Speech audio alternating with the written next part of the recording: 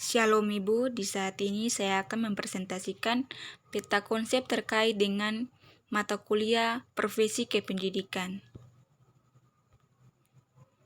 Nama saya Wanti Sair Morsa dengan NIM 2019-32029, kelas B semester 4.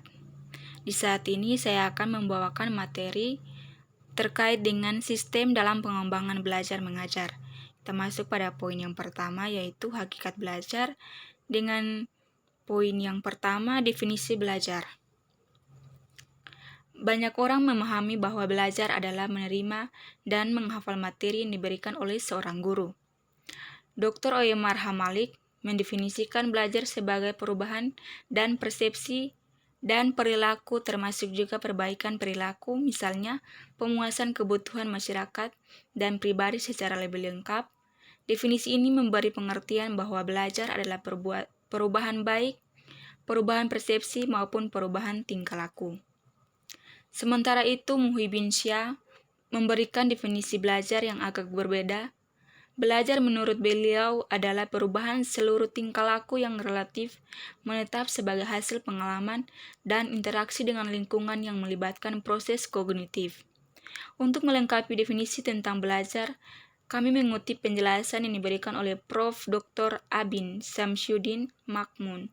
Perubahan itu mungkin merupakan suatu penemuan informasi atau penguasaan suatu keterampilan yang telah ada, mungkin pula bersifat tambahan atau perkayaan dari informasi atau pengetahuan atau keterampilan yang telah ada, bahkan mungkin pula merupakan reduksi atau menghilangkan sifat kepribadian tertentu atau perilaku tertentu yang tidak dikehendaki, atau misalnya kebiasaan merokok, ekspresi marah, takut, dan sebagainya.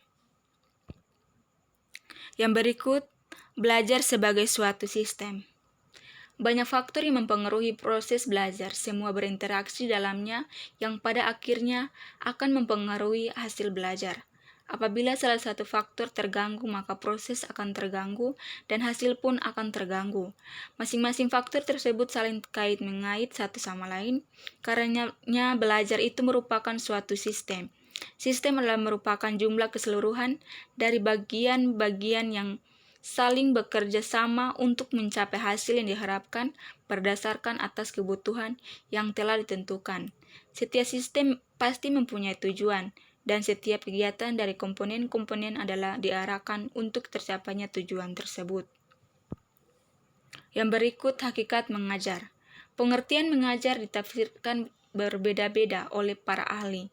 Ada yang merumuskan bahwa kebudayaan masa lampau kepada generasi baru secara turun-temurun sehingga terjadi konversasi kebudayaan. Secara lebih terperinci, konsep-konsep tentang mengajar dikemukakan lagi oleh Oyemar Hamalik dalam bukunya Kurikulum dan Pembelajaran sebagai berikut. Yang pertama, mengajar adalah upaya menyampaikan pengetahuan kepada peserta didik atau siswa di sekolah. Yang kedua, mengajar adalah mewariskan kebudayaan kepada generasi muda melalui lembaga pendidikan sekolah. Yang ketiga, pembelajaran adalah upaya organisasi lingkungan untuk menciptakan kondisi belajar bagi peserta didik. Yang keempat, pembelajaran adalah upaya mempersiapkan peserta didik untuk menjadi warga masyarakat yang baik. Yang kelima, pembelajaran adalah suatu proses membantu siswa dalam menghadapi kehidupan masyarakat sehari-hari. Yang terakhir, belajar mengajar sebagai suatu sistem. Pada pembahasan terdahulu telah diuraikan mengenai istilah sistem, di mana substansi dari sistem itu sendiri adalah adanya beberapa komponen yang merupakan suatu subsistem yang saling berintegrasi sesamanya, membentuk suatu totalitas fungsional menuju suatu tujuan tertentu. Adapun klasifikasi tujuan tersebut adalah: yang pertama, tujuan pendidikan umum adalah terciptanya manusia yang baik. Yang kedua, tujuan pendidikan nasional pada hakikatnya adalah klasifikasi umum yang diharapkan telah dimiliki oleh setiap anak didik yang telah menyelesaikan suatu program pendidikan. Yang ketiga, tujuan institusional, yaitu tujuan lembaga pendidikan adalah tujuan yang diharapkan dicapai oleh lembaga atau jenis tingkat sekolah untuk sampai pada tujuan umum. Yang keempat, Tujuan instruksional umum adalah penjabaran dari tujuan kurikuler. Yang kelima, tujuan adalah tujuan yang hendak dicapai pada akhir atau satu kali kegiatan belajar mengajar. Dalam belajar mengajar sebagai suatu sistem juga terdapat guru, yaitu pada zaman Hindu berkembang di Indonesia kira-kira abad ke-15, bangsa Indonesia telah mengenal istilah guru yang pengertiannya mirip dengan abad ini. Istilah guru pada zaman itu sering disertai istilah sang atau ki yang berarti kaku atau hormat. Dengan kata lain, kedudukan guru adalah kedudukan yang terhormat dalam pandangan raja atau rakyat. Secara umum, guru berarti orang yang dapat menjadi anutan serta memberikan jalan yang baik sesuai dengan kemajuan. Yang berikut, yang kedua, itu anak didik. Anak didik dalam proses pendidikan sangat vital, karena pada dasarnya pendidikan itu sendiri diperuntukkan bagi mereka. Menurut Muhammad, ada beberapa hal yang harus dipahami diantaranya sebagai berikut. Yang pertama, anak didik bukan miniatur orang dewasa. Dia mempunyai dunia sendiri sehingga metode belajar mengajar tidak boleh disamakan dengan mereka.